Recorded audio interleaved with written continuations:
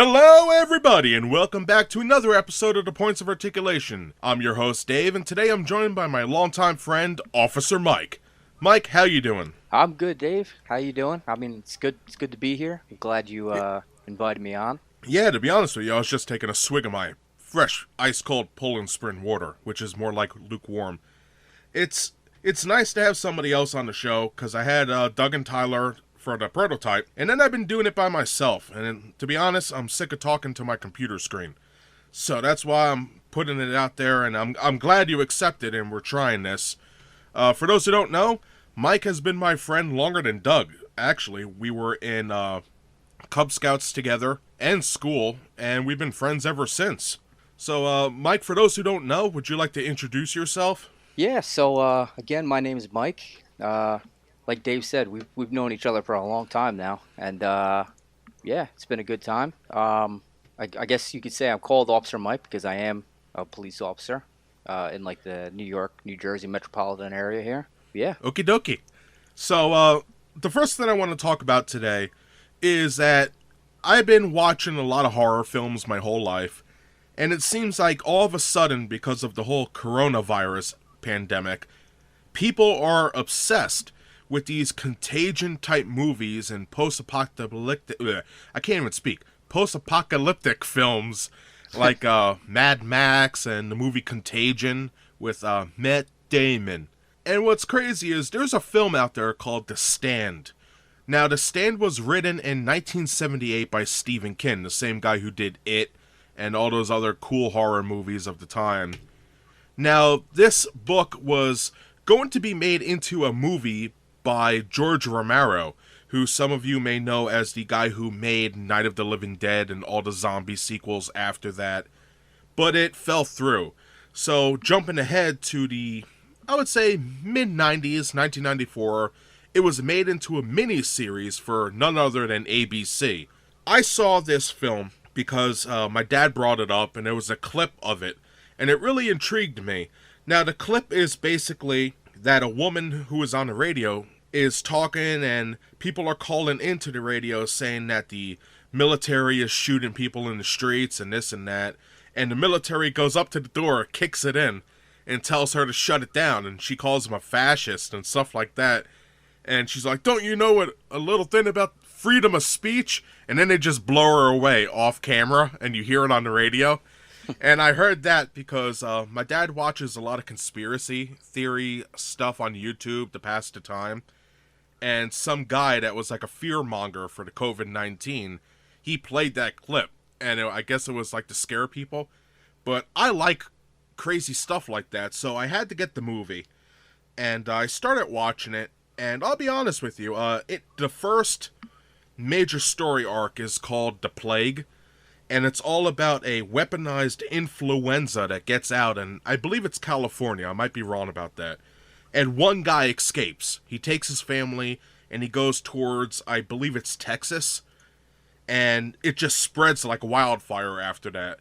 And that's the best part of the movie to me, because everybody's getting infected. The government's trying to stop it, but there's just no stopping it because the communal factor of it, which is like the spreadability, is like 9 something or whatever. It's like the highest it can go besides hitting 100%. So it's like, to quote Ed Harris, who plays like a general in the movie or whatever, he goes, oh, he passed it on the first time he had a hamburger. And it's just really cool to see like society collapse and all that. But I don't know, Mike, have you ever seen the movie? No, I haven't seen the movie, but it's kind of funny, like you said, how these movies that we're looking back on, and it's almost like you're kind of seeing what's going on in those movies, kind of like what's going on today. Yeah. Oh, excuse me. I need some more Poland Spring water. There you go. Just a little shameless plug for somebody, not exactly a sponsor. Yeah, I wish they would pay me to drink their water. I would lose so much weight. But, yeah, it is kind of interesting to see the relation between a movie that was made 20-something years ago and the real world. Now, thank God it's not just killing every single person it touches. But the main thing is, what I'm trying to get to is this movie's kind of neat in the beginning. After the plague passes, if you will, Then the movie turns into some like religious journey type movie, and I sort of lose a little interest there. But the movie's not bad. It is what it is. It's a nice little story. And if you're into Stephen King films or books and long movies, I think it's like 6 hours long or something like that altogether. Oh, wow. Yeah, it's long as hell. It took me a couple days to finish it. But I really recommend it if you're a fan of all that stuff. It stars Lieutenant Dan, Gary Sinise, and he plays the guy who is basically immune to this plague. Like, for some reason, he just doesn't get it. And I think that's kind of interesting. And apparently, they're remaking it in 2020, supposedly. So, interesting. Yeah, you could ponder about that. Yeah, I wonder if now they might hold off on releasing something like that. Oh yeah, everybody will probably get offended from the virus, and they'll have to call it quits. Right. What are you gonna do? That's just the world we live in. Speaking of world, me and Mike wanted to talk about something, which is O.J. Simpson. And before everybody gets all riled up, we don't really have a stance on this guy at all. But I would say, about a year ago, Mike, I brought it to our attention that this dude had a Twitter. Yeah, his Twitter account and how funny that is. I'm gonna be honest with everybody. I got Howard Stern because when I leased my new car, I got Sirius XM radio for free, and one of the first shows I listened to was Howard Stern talk about how you got O.J. Simpson coming out. And he's going through all these things about politics, fantasy football, the XFL, and all this different stuff, telling people off that come after him, going after fake accounts. And I'm sitting there dying because growing up, me and Mike grew up in the same time period. So we lived through this whole O.J. Simpson ordeal, him driving away in the Bronco, what's the word, Mike, you use so people don't sue you? Not supposedly, allegedly. Allegedly he killed his wife and that other dude that was in there. But that's here or there. The funny thing is, on his Twitter, he has all these different little videos when he talks about what he's doing that day or going after somebody. And there's one, and he's playing golf. He hits the ball, and he says something like, "Oh, that's great," or I forget what he really says, but it's something like that. And then he looks at the camera. Oh, hello there. Yeah. It was like a Mr. Rogers type moment. It was pretty funny. Yeah, he's like, oh, I didn't see you sitting there. He's like, oh, hey there, Twitter world. Yeah. Yeah, hello, Twitter world. Yours truly. And yours truly. Yeah. Yeah, that's like his slogan. Yours truly. And then he goes into this huge spiel about how it's his birthday. And he's like, they say, every life, rain must fall. Well, I had some hurricanes descend in my day. And I just heard that. And I just started cracking up. Because the only bad thing that happened to the guy, I think, besides that murder, was possibly some sort of drugs or thievery or something like that, wasn't it? Like, well, he was arrested eventually, I guess, on charges because he was trying to steal back some of his memorabilia that he ended up selling to pay for the civil case, which he ended up losing from those murders. So although he wasn't convicted criminally, I guess civilly they found him guilty, and then all that money that he had to pay to the family of Nicole Simpson, my God. I guess he sold a bunch of stuff and he tried stealing it back.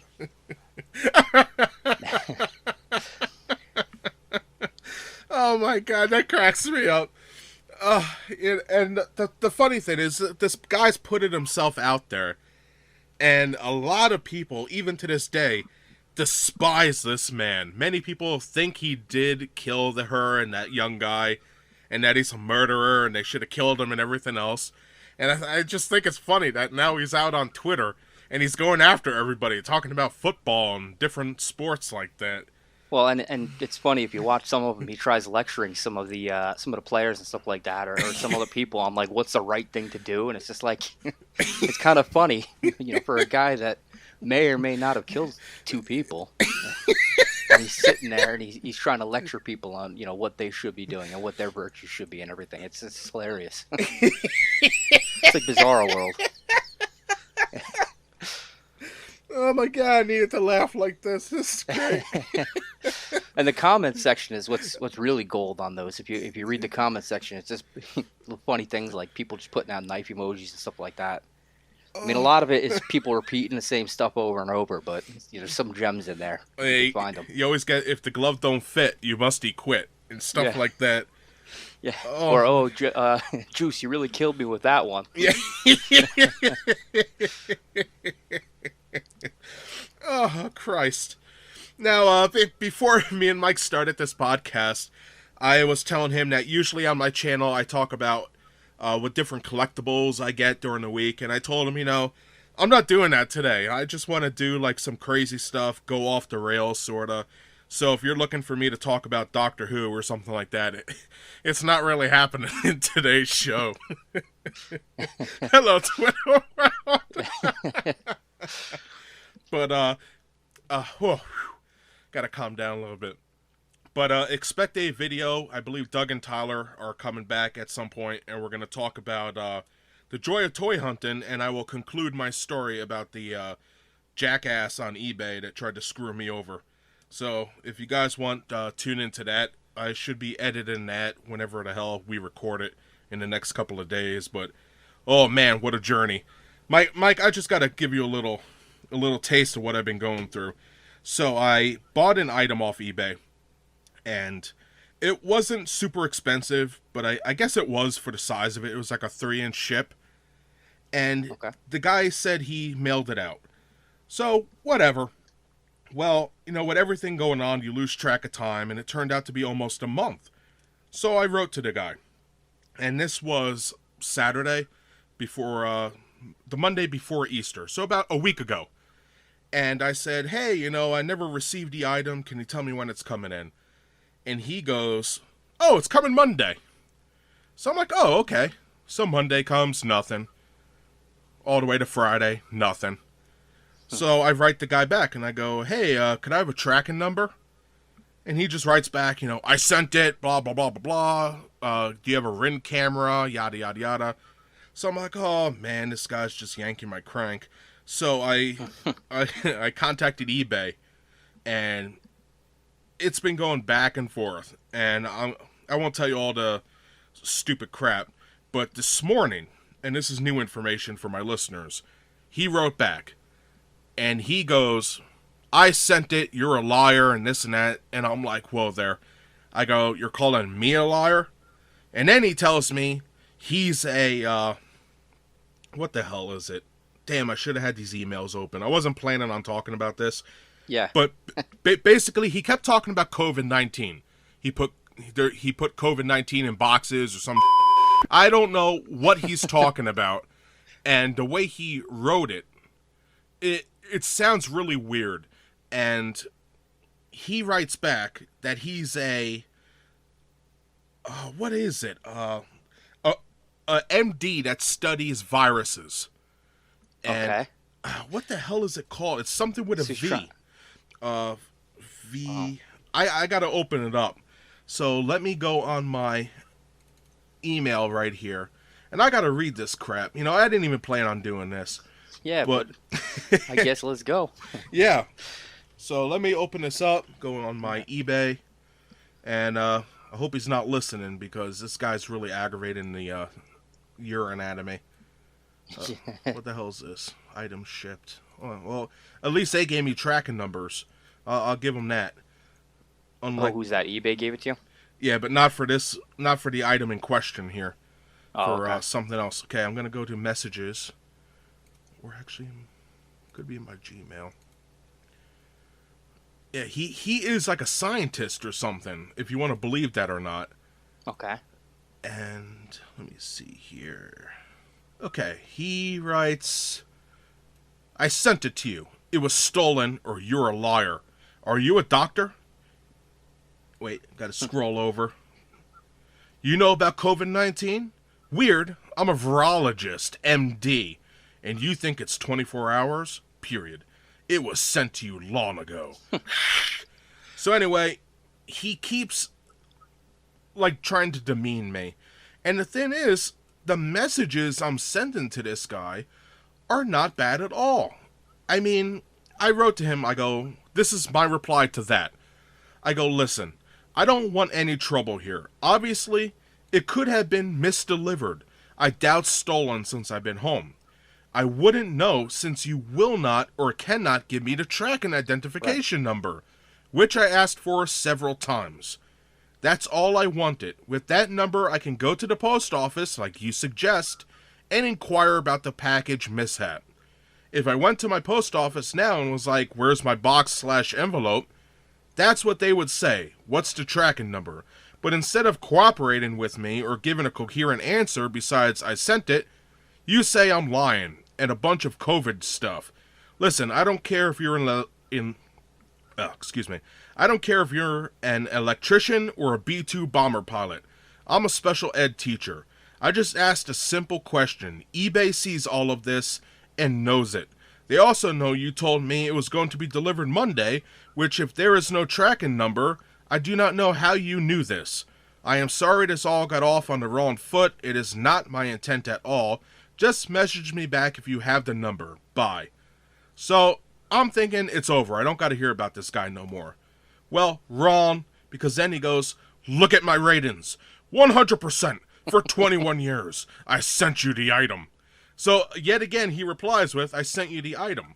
So, if I go to my eBay, and I click this jackass's thing, see, now I'm going to have to use the dump button all the time. Now he has 2 negatives, and he's at 99.6% positive. And let's see the feedback on here. Seller canceled accusation I won. I think that's seller canceled accusation I won. Said address was wrong, but not. Restart accusation. I don't... Okay. Yeah, I don't know what the hell that means. But the other guy says, seller failed to deliver due to greed. Canceled my order after I was bidden and won. So this guy is a nut job. And this one dude who bought this item that said that he canceled whatever it was after he won. This is another ship that I offered different money towards because I wanted it. But it's an expensive ship, so I'm not paying that. But some guy got it, and then he said, nope. So I don't know what the hell this dude's problem is. And if he's an MD, he's really young.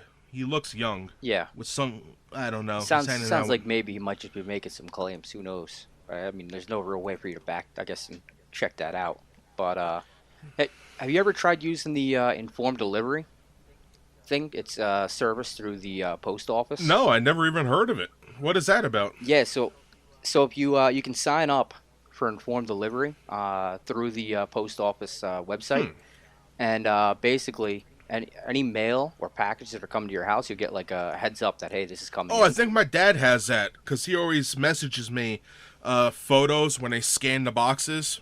Yeah. Yeah. So you would think that if he had sent this package, then that at least you would have some kind of information on that. So yeah, my dad would have got alerted, to be honest. Right. So I don't know. It's a huge thing. Anyway, eBay is aware of the situation, and I will be getting my money back regardless about what this guy says, because the proof is on my side. He won't give me a number. Right. So whatever, it is what it is. I don't want to talk about it anymore. Gets me aggravated. But I'll be happy when I get my money back. But Jesus, damn mail.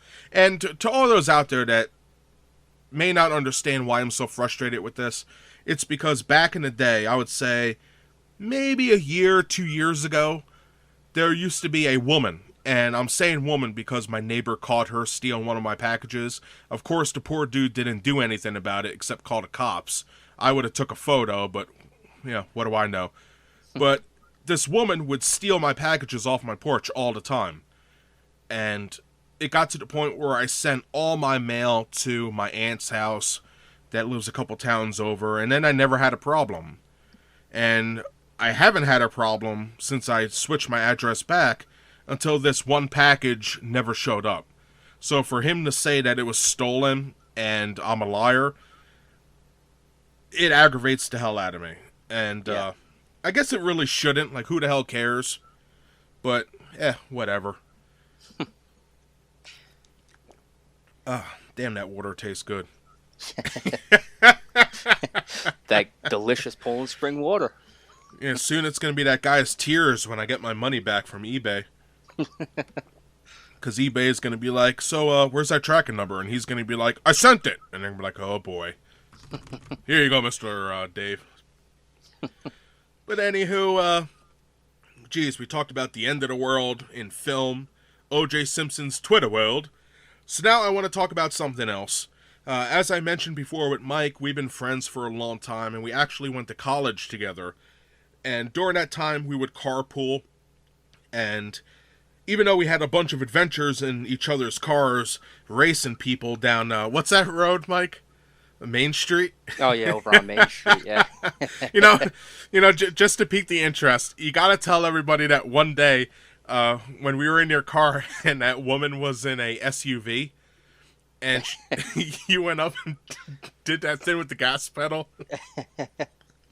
Well, yeah, we pulled up to a traffic light. It was a red light, and when I revved my engine there a little bit and looked over at her,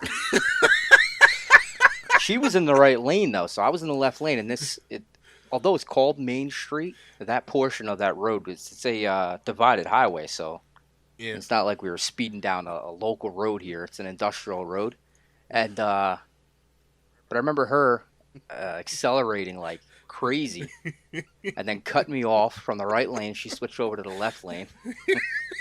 she got pretty upset. No, but the funny thing was, I'm sitting in this passenger car, and Mike revs his engine and moves up like a couple inches. So the woman does it too. And it was funny because it was right out of like Family Guy, if memory serves me right. Like Peter Griffin did it or something. Yeah, right. When he teaches, I think it was Peter that was teaching Meg how to drive. He's like, no, you got to pull up. You got to rev the engine twice to let them know you're ready to go. Yeah, and then and it's like the soccer mom, Karen-looking lady sitting next to us. So this road, it's 2 lanes, and then it used to turn into 1 lane, and then back into 2, and then back into 1. It was really weird. So we're in the 2 lanes. Mike just guns it. I mean, we're going. And this woman, I don't know why, but she got so mad about this, and she tried to get in front of him when we were on the road, and then Mike passed her again. And there was a light, and then it would curve up to another light, and then you could branch off and keep going up Main Street, or you could turn off down side streets. And this woman pulled out on the right-hand side, turned in front of his car, blocking 2 lanes of traffic, and just stared at Mike, giving him the finger and yelling and cursing at him. And Mike just looks at her, and he's like, hello, how you doing?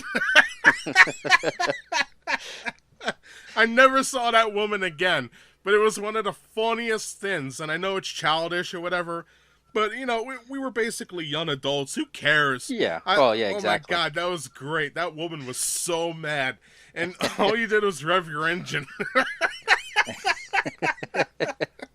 And it was like the middle of the day. I think that was our early day, so we had like 1 or 2 classes, and then we were gone. So we're talking like 11 or 12-ish, maybe 1 maximum. So she must have been like coming home from lunch or something. Yeah, who knows? Oh, that was great. But all this car talk and me and Mike going together to school reminds me of when we used to listen to the radio. And around like 2006 and 2008 and 9, you had a lot of funny, interesting radio commercials, like the Budweiser Real Men of Genius, which then got turned into like Real American Heroes, because I guess women were getting offended or whatever. But there was one car organization that always had these funny commercials, and it was Major World. And for those who don't know, Major World is located at 43 and 40th Northern Boulevard, Long Island City, New York. And Anybody who lived in the tri-state area knows exactly what commercials we're talking about, and they should be able to tell you that address because it's like burned into your mind. 4340 Northern Boulevard.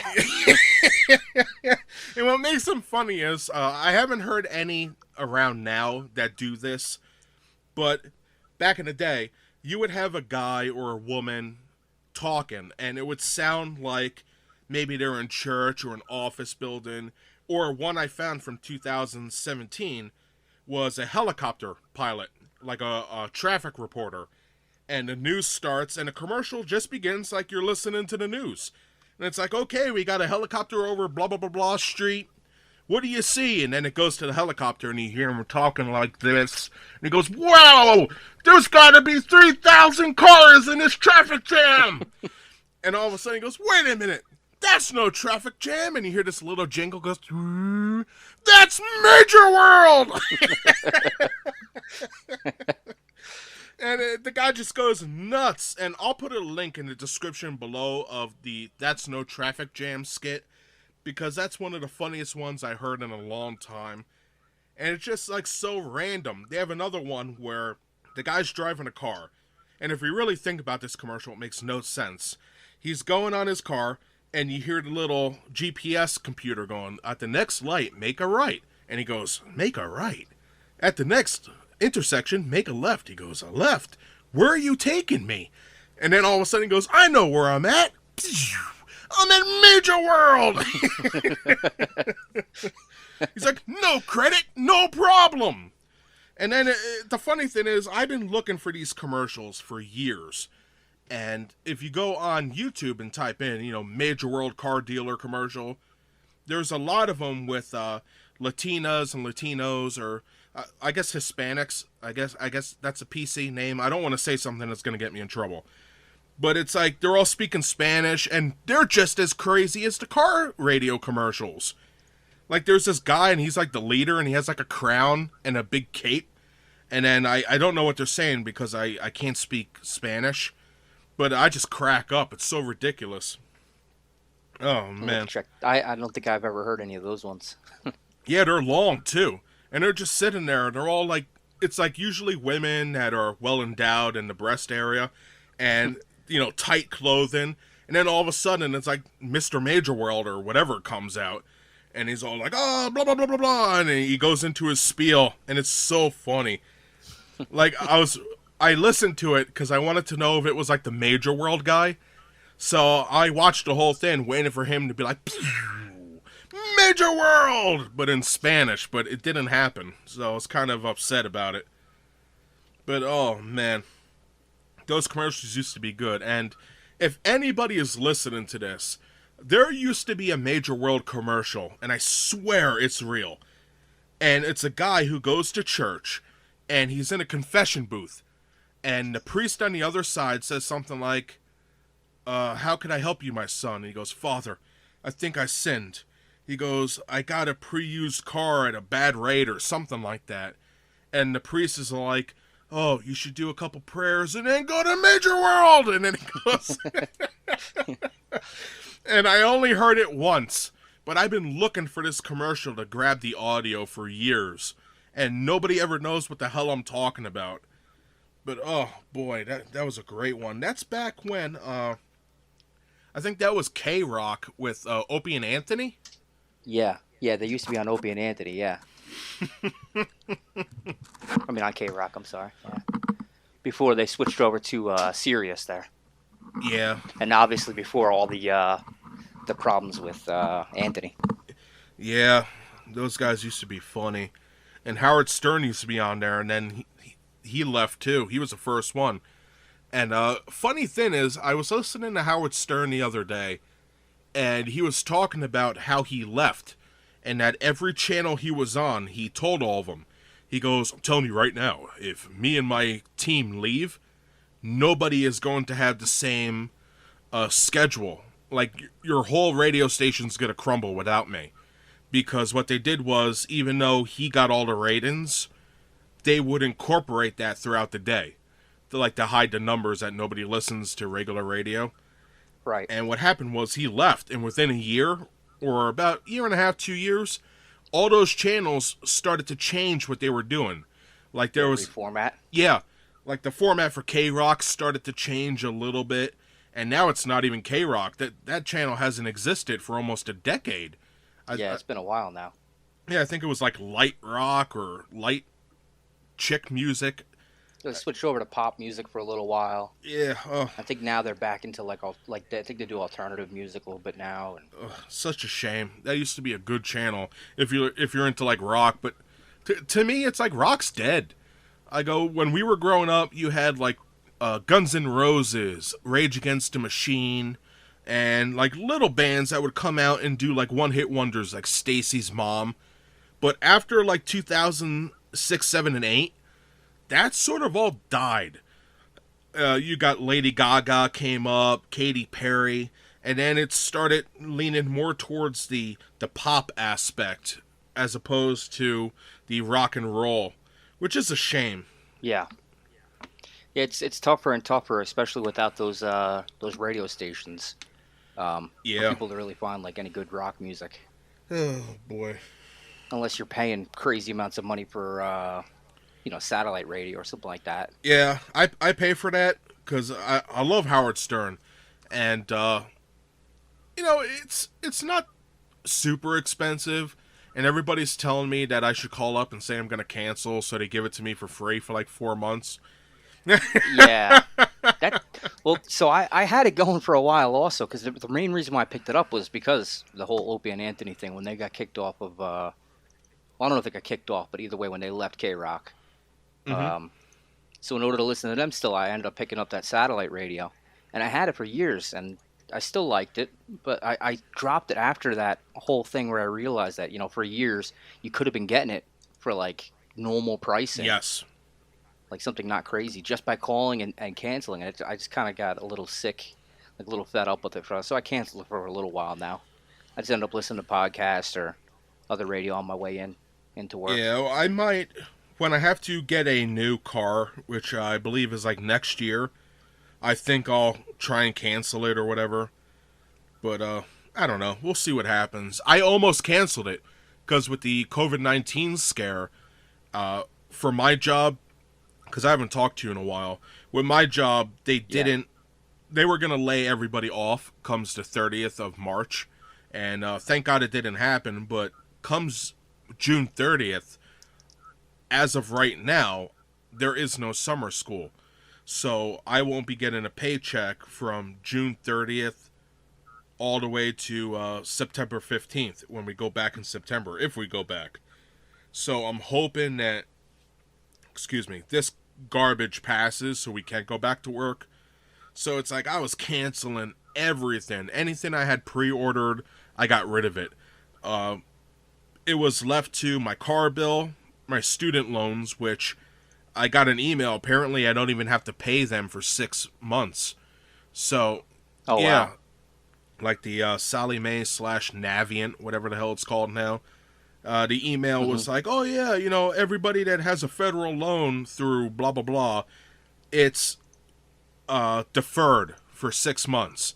So if I choose to pay it, it will have to be manually done, and then it's just the flatline rate because there's no interest anymore. So I'm thinking about just paying it, and I'll be killing the loan faster than if I would with the interest on it, because I'm just taking off the total sum, you know what I mean? Yeah, right. Yeah, it's all going to principal now. It's nothing to interest. Exactly. Yeah, nice. So we'll see what happens with that. But if word comes in that I don't have work in the summer, that's going to suck balls, because I don't know what the hell I'm going to do. I'll probably get a job at Domino's. I saw they're hiring everybody. Well, yeah. I mean, got to do what you got to do, right? That's the one unfortunate thing with everything. Or not one unfortunate thing, but one of the unfortunate things is all the people that are out of work right now. But yeah, it sucks. It really does. And I talked about this to my viewers a couple times. There's a lot of people out there now. It isn't just the fact that people are losing their lives or jobs, but a lot of people, and I think our president mentioned this too, it's like a mental thin now. A lot of people are getting depressed. A lot of people are doing drugs and suicide. And it really is a shame. Yeah. But what are you going to do? You know, I offered if any of my viewers ever want to talk or anything, I gave them my email address. Nobody, you know, I don't want this to sound bad. I don't want them to contact me. Like, I do if they have an issue. But I mean, I don't want them to contact me because that means they're okay. If that makes any sense. Like, on these podcasts, I always have to say things, and then after the fact, I'm like, wait, did that sound good? But I hope that came out good. Like, if you're having a problem, you could contact me. Right. But, you know, if nobody's contacting me, that's a good thing, which is why I wouldn't want anybody contacting me. You right. know, Okay. Yeah, I get what you're saying. Yeah. Like somebody could be like, today's the day. And then they hear me. Yeah, I don't want you contacting me. Right. Oh, God. It'd be a good indicator if nobody's contacting you. Exactly. Good that everybody's doing good and everything like that, yeah. See, this is why I like having other people talk to on the podcast. It's because, you know, when I say something, I don't got to sit there and second guess myself, because then I could explain myself and the other person could be like, what the hell do you mean by that? So, you know, I think of it this way. If O.J. Simpson could get off everything and have a Twitter, then, you know, I could get away with having a weird comeback, which in my mind sounds okay, but I guess to everybody else may have sounded like I was being an a-hole, even though I answered why I said it that way. But hello, YouTube world. Yes, Hey, truly. Yeah, that's it. All you gotta do is just go open up a YouTube channel.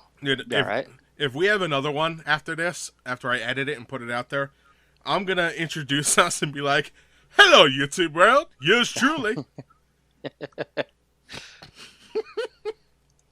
Yeah, he's been going pretty strong on Twitter, right? Had to have been on there for about a year, right? Well, I deleted my Twitter, so to be honest, I never followed him, but I don't know his stats. Like, he's got to be up there. I'm looking. He's got like almost 1 million followers. Jesus. But I mean, a majority of those, like I said, you read those comment sections, it's just like constant knife emojis and stuff like that. Jesus. Dude, I should reach out to him and write like a very nice letter and be like, hey, OJ, it's like, listen, I'm not judging you for what you or may not have done, but would you come do a podcast with me and you could explain yourself and we could talk about fantasy football, which I'm going to be honest,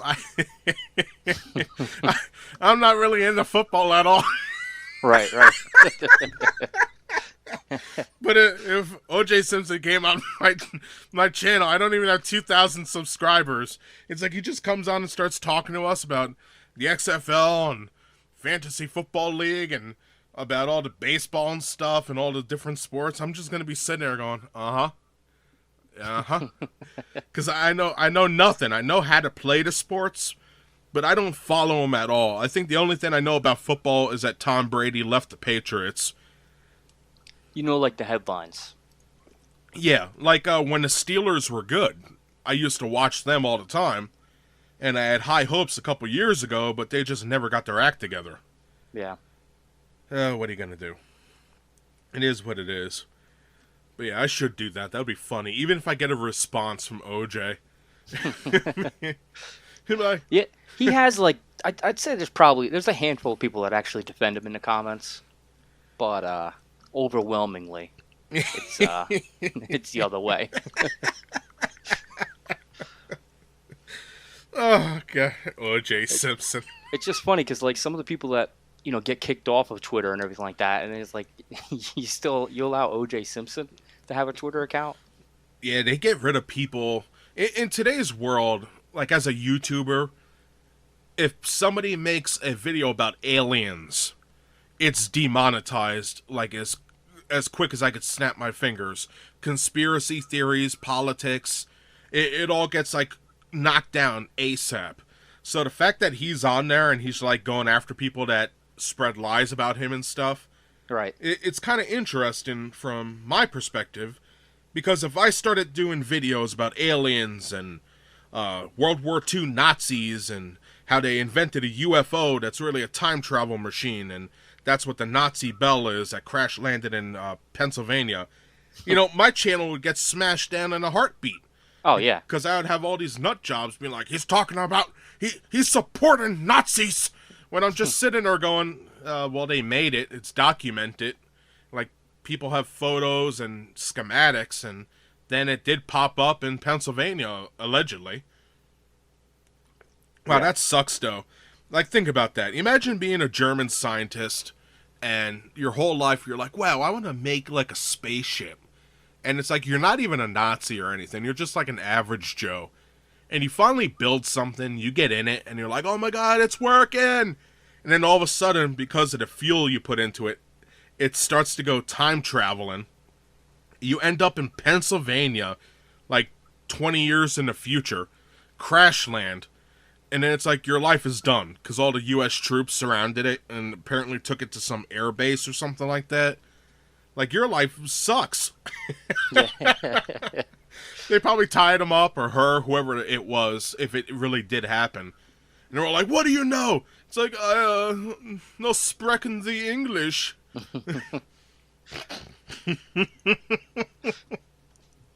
It's probably where our teacher came from at college who taught us German. Oh, yeah. What the hell was his... I don't want to say his name. Yeah, but, I don't remember it either. But. This dude was the most pro-German person I have ever met in my entire life, besides black and white videos. Let me put it that way.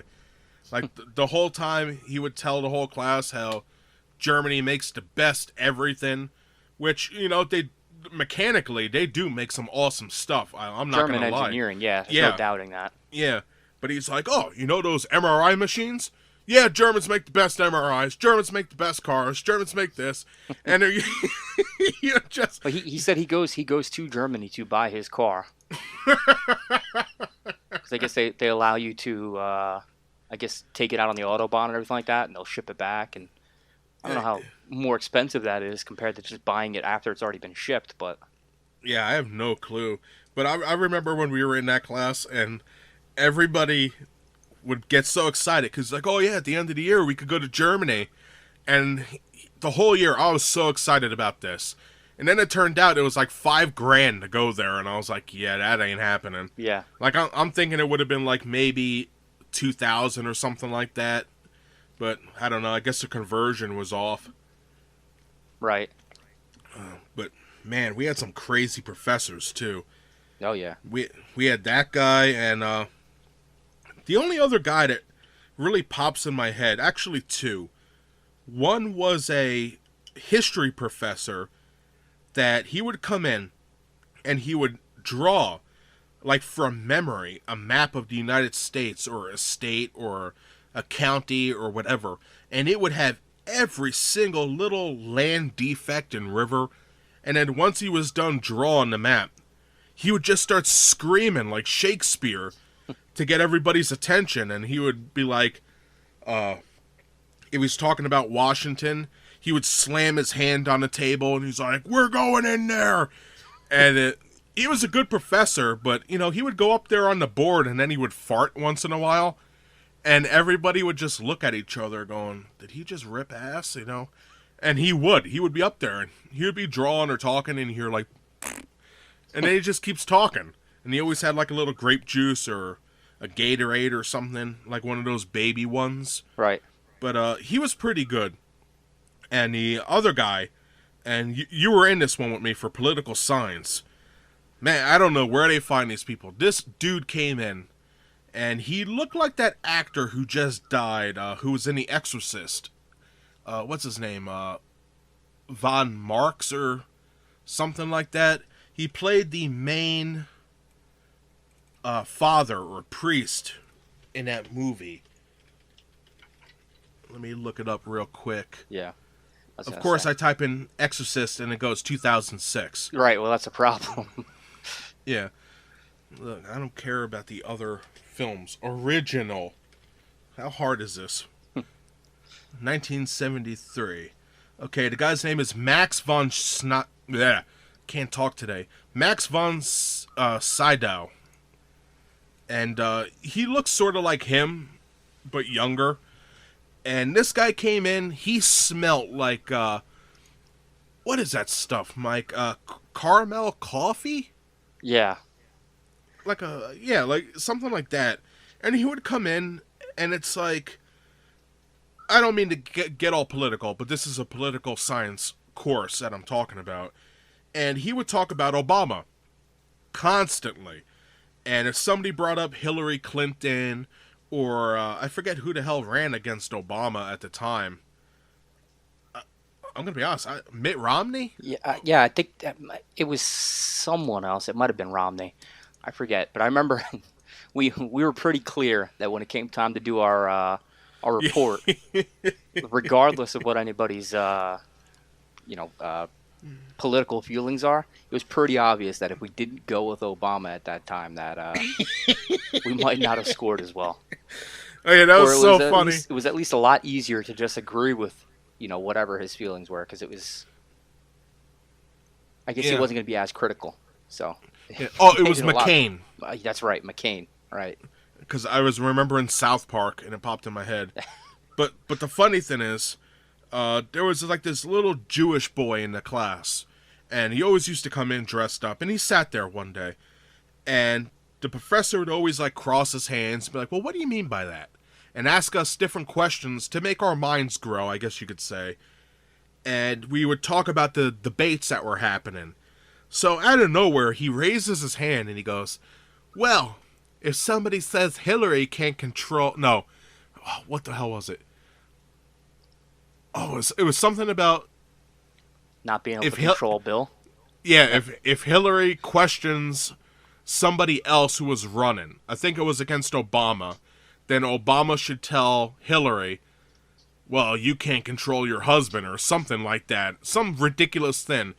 And all of a sudden, this guy just like ripped this little kid a new a-hole.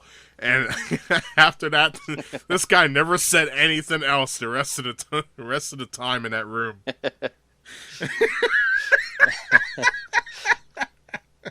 But yeah, what Mike was saying was true. It's like every day it was like Obama this, Obama that.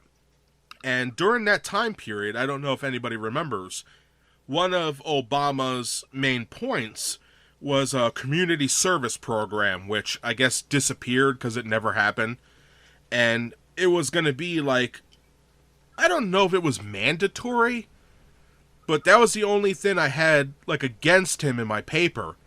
And when I wrote that, he actually graded my paper, which I got like a B+ on, and he circled that whole paragraph about how I said I don't think people should be made to do community anything. And he goes, why not? Community service is a great way to get people in the community active.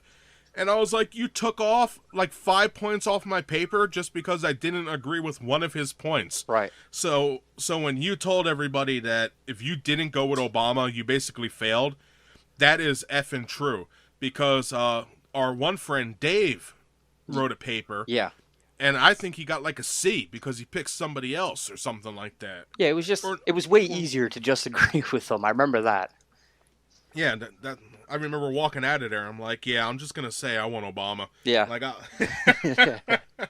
and thank God we did because we passed that course. Yeah. And I'm pretty sure that Jewish kid did not pick Obama, and he did not have a good time. He was really aggravated. Right. I'm sure he ended up still passing in the end, but yeah, it just ended up being a lot harder of a time. I don't know. Yeah, it's true though. A lot of professors are very political, even if they're not in a political class. That's just the way the college or university climate is. Right. What are you gonna do? College was a great time. Yeah. Not at the community. I didn't like it there. I liked it at the university though. Right. Yeah. What are you gonna do? Speaking of university, I don't know. I don't think you ever took them because once we got there, you were doing your not political science, corrections, right? It was it was police science and stuff like that. But I had a couple different classes. Yeah, there might have been some corrections ones in there also. Yeah, or criminal justice. Yeah, criminal justice I think mostly. That's what my major was, criminal justice. So while Mike was doing that, I was attempting to become a teacher, so I took a lot of history. And the college told me that, oh, we're working on this new minor. It's a history of science and medicine. And I'm into that. A lot of it is like X-Files type stuff. And after I took all my major histories that I needed, I started branching off and I filled out everything to get this minor. Little did I know it never existed, and I wasted a whole semester and a half of my life. But I took it with this one professor, and I don't want to give his name out because, God forbid you say something and then somebody comes after you. Right. This guy was the best teacher/doctor I have ever had in my life. He never put politics in front of anything. It was flat out just knowledge. And I took this guy, I think my first semester at the university, and it was the history of medicine. And it blew me away. Like, we talked about everything from witchcraft to Rome, the Dark Ages, all the way till America, and then it sort of cuts off. It was mostly old world, how medicine got started. And there was one point, because I read everything this guy gave me. It was a lot of reading, and it was bizarre. It was history that no one talks about, which is what I really enjoy. And towards the end of the semester, a woman came in who, her job is to grow different plants. And apparently, if memory serves me correct, she grew poison plants, like wolfsbane, and different things like that. And she brought in a big box full of different stuff. And she's going around the room, and with all our reading, we were supposed to identify poison or medicine plants. And he came up to a bunch of people, and some people just kept picking up the same leaf. And there was this one I picked up, and I believe it had like some sort of like red berry on it or something. And I forget what the hell I called it. It could have been wolfsbane. It had like big leaves, but I forget. But I got it right. And at that point, I was like, oh my God, this is like my calling. And after that, I took that guy for everything. I took him for the history of medicine in America, which, believe it or not, everybody, when the insurance companies first started to get into medical, they didn't even want to do it because, to quote them, there's no money to be made in medical, which now insurance companies only make their money off medical. Right. So, yeah, it's kind of messed up. Increase the pricing on everything. Yeah, and it screws everyone. Right. But then we learned about dentistry and how people used to, like, basically chloroform you when you would get your tooth taken out with anesthesia and stuff. So it's kind of interesting. I took them for pseudoscience in America, which was my favorite. Pseudoscience is all the belief systems that can't be proven or disproven. So you got religion, aliens, ghosts, monsters, Bigfoot, cryptozoology, all that stuff, and it was amazing. It really was. I wrote my paper on... Goddamn, what did I write it on? It was missing history. Basically, civilizations that there's evidence that they existed, but nobody talks about them. Like the big cities that are in Africa that are destroyed and buried, stuff in South America, all the big star fortresses around the planet that apparently they date back before people were around to build them, but yet there they are. And it's just interesting stuff, and I really enjoyed that whole arena of learning without somebody forcing anything down my throat with some sort of agenda. Right. And I wish more schools were like that, but it's the world we live in. What are you going to do? Yeah, it was always nice when you could find different professors that are like that. Yeah, and for the most part, some were good, but some were, they were out there. I'll never forget. I don't know if I told you this story. I took Japanese history, and it was all about how they went to war with like Korea and China, and then we got involved and basically taught them to do everything, and then it ended at World War II or something like that. And their culture is so awesome. I love the Japanese people.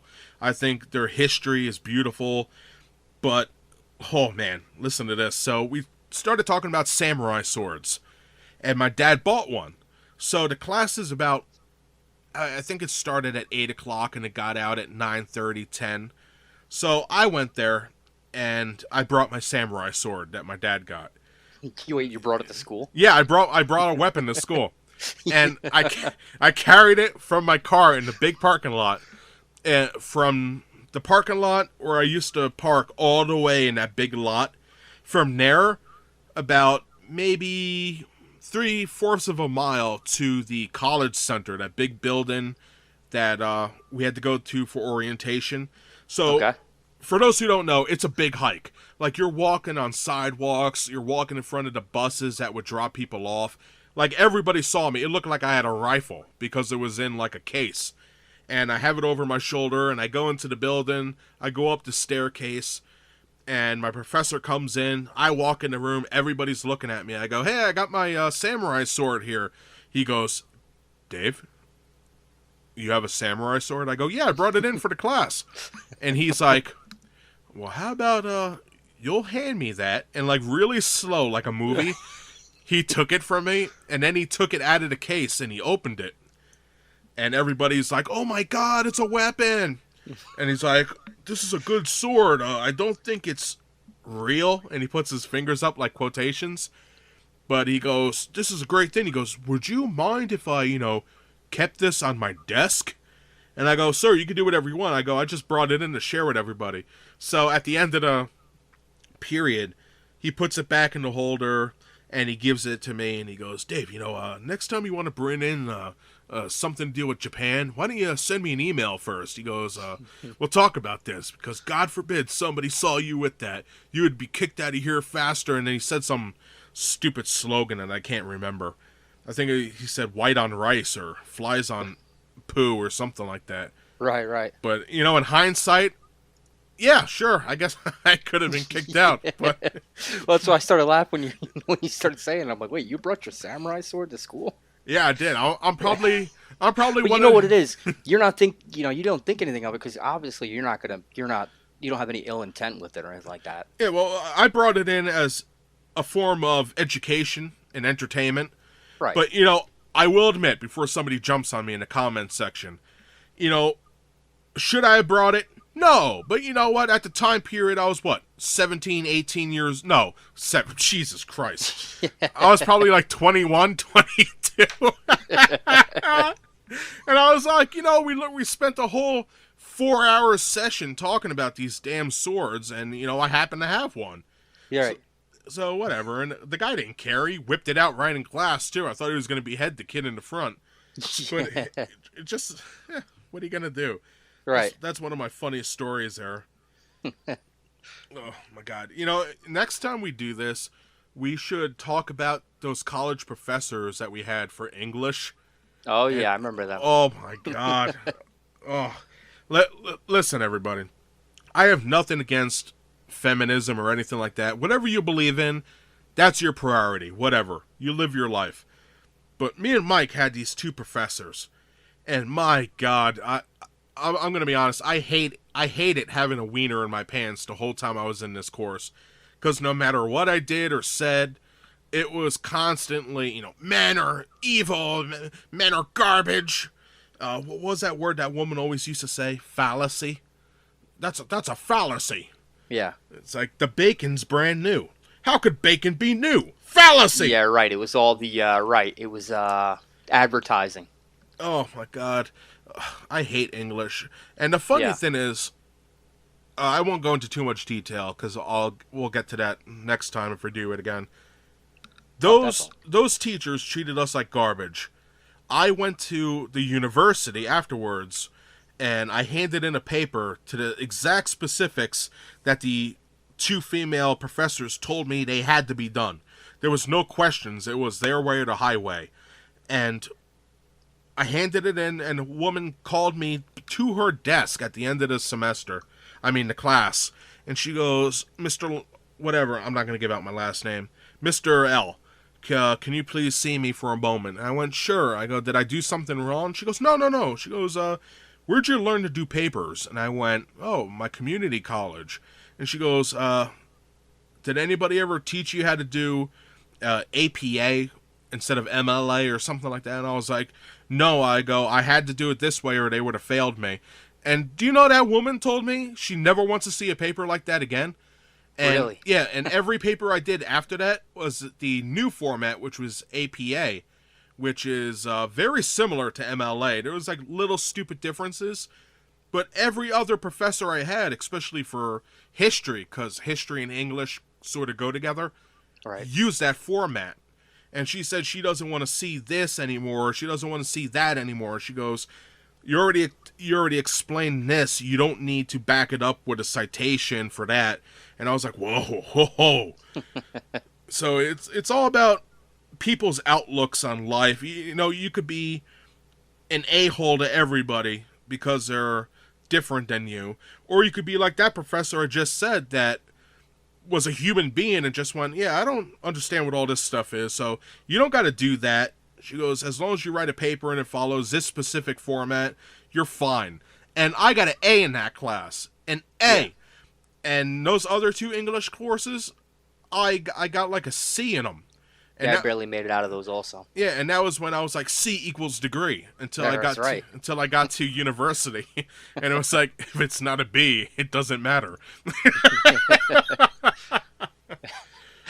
Well, with those other it was abundantly clear. Like they would purposely fail you for like every single ridiculous little thing. Yeah, that is true. And it was just I got what it was. It was they didn't want the larger classes, so in order to eliminate like most of that class size, they basically beat everybody down to get them to drop. Because after that drop period ended, you know, they lightened up a lot. So I remember it was like, oh, you missed a comma here, F. Yeah, it was insane. And you know what? We already went over an hour, so I'm just going to talk about it. Yeah, why not, right? Yeah, one day, because me and Mike carpooled, we had to get to school. So we used to leave with ample time. We're like 30, 40 minutes early. So we get on the major highway that leads to this college, and there was traffic. And we were in this traffic for a good hour and a half, maybe 2 hours. I forget the exact amount of time. But it was all because a tractor trailer flipped and blew up or something like that. Yeah. So we get to class, we sit down, and then all of a sudden class is over and everybody gets up and, you know, a whole period was like screwed. So, excuse me, I wrote a... Well, she didn't let us in. Yeah, she was a butthole. So yeah, I think she locked the door. Yeah, I wrote an email.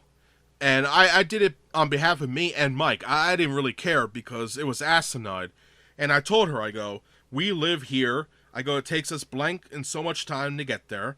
I go, we would have been on time. However, we were stuck on this main highway, which if you live in our area, this highway was like the only way to get to where we had to go. And right. Even if we could get to another one of these exits to pull off, we were screwed by that time already.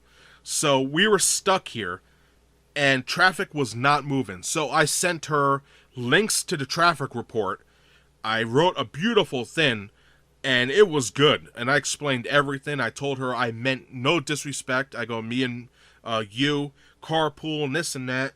She wrote me back, no BS, about an hour later, saying how sorry she was, and she had no clue about the truck, and this and that. And after that... And she was happy that you did all the research and all that, for the explanation. Yeah, she took me and Mike, and she never treated us bad again. No, it was a turning point. You definitely that email definitely saved the rest of that class for me. Yeah, it was. It really is, because a lot of people, like you said, she just wants a small class, or she just hates all of life, whatever it wants to be. But I think, if somebody just takes the time to feel really bad enough to write a massive email, and I mean, people, when I say I wrote an email, I'm not talking about a paragraph of, oh, how you doing, Pop? This was a legitimate, it looked like a legal It was letter. Like a research project. Yeah.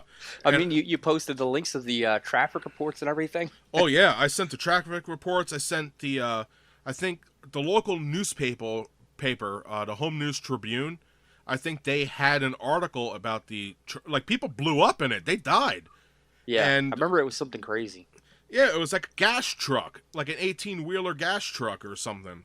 And it tipped over, fell on different cars, and then exploded. So it was like a barbecue on the highway, and this woman's taking her anger out on us because somebody didn't cite their paper right about Oreos. So it's, oh my God, what a fiasco. But yeah, after that, things got better, and I passed with a C. C equals degree. Yeah, for there it did, you know. And then I get to the other place, and like, yeah, you're gonna have to retake English. I'm like, oh no. And then it turned out to be great. Group projects, typing papers in the classroom. It was awesome. I think that's the class where I had to have a final English essay, and it had to be a persuasive, which is like the best type because you could do whatever you want. And I did how sodium benzoate, a chemical in food that's used to preserve, actually gives cancer. And it was so funny because my dad was cracking up. He goes, yeah, but Dave, that's like a science paper. I'm like, Dad, as long as I have facts and I back up what I'm saying, it's good. And in that paper, I wrote, basically, when you eat it, it's fine. But when it breaks apart, the molecules turns into benzene, I think it is. And benzene, if memory serves me right, because this is like over 10 years ago, benzene is a type of chemical that's in formaldehyde, that chemical that we bomb people with or something like that. Oh, formaldehyde? Yeah, that's it. Yeah. So it's something similar to that, if it's not that. And the only way you could get that out of your body is by drinking like super strong alcohol. And apparently there's a reaction where it takes it out of your blood or something.